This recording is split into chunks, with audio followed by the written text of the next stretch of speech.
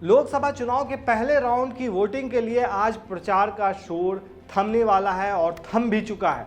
उससे पहले India TV CNX का एक ओपिनियन पोल आया है जिसमें पूरे देश का मूड बताया गया है। इस सर्वे में अनुमान जताया गया है कि भाजपा के नेतृत्व वाले एनडीए को करीब 393 लोकसभा सीटों पर जीत मिल सकती है। जी हां, 393।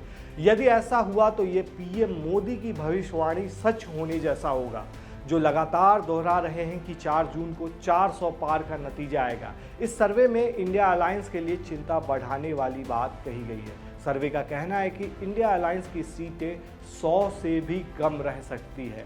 खास तौर पर कांग्रेस को करारा झटका लग सकता है।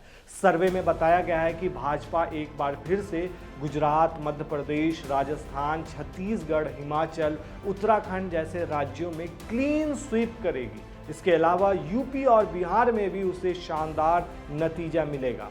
सर्वे के मुताबिक यूपी में भी भाजपा गठबंधन को बड़ी सफलता मिलेगी और तकरीबन 76 सीटों पर जीत मिल सकती है।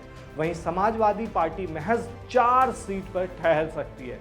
इस पोल में दावा किया गया है कि कांग्रेस का इस बार यूपी से खाता भी नहीं खुलेगा, यानी कांग्रेस को अमेठी के बाद अपना एक और गढ़ रायबरेली भी गंवाना पड़ सकता है। इंडिया टीवी CNX के सर्वे के मुताबिक यूपी के रुहेलखंड, अवध और पश्चिम यूपी जैसे इलाके में भाजपा को बड़ी बढ़त मिलेगी।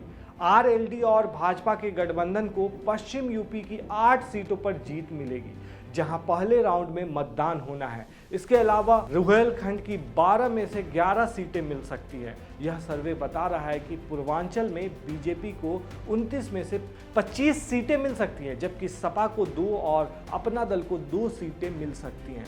इसमें दिलचस्प आंकड़ा अवध का है, जहां की कुल 14 सीटों पर कांग्रेस का खाता भी नहीं खुलेगा।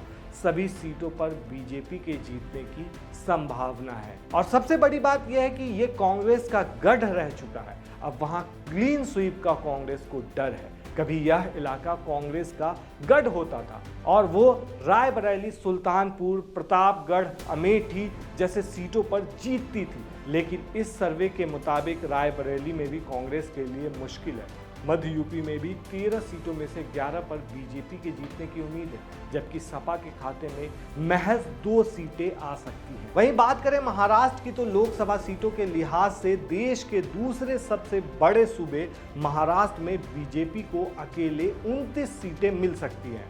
उसकी सहयोगी एकनाथ शिंदे गुट वाली शिवसेना को 7 और एनसीपी अजीत पवार को 3 सीटें मिलने की उम्मीद है।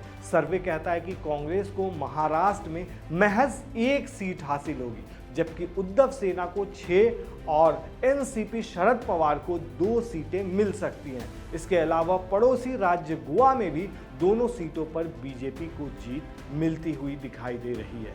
आप क्या सोचते हैं दोस्तों इस पूरे मामले पर? क्या ये सर्वे सटीक है? इस पर आपकी क्या राय है? हमें कमेंट में ज़रूर बताएं। शुक्रिया।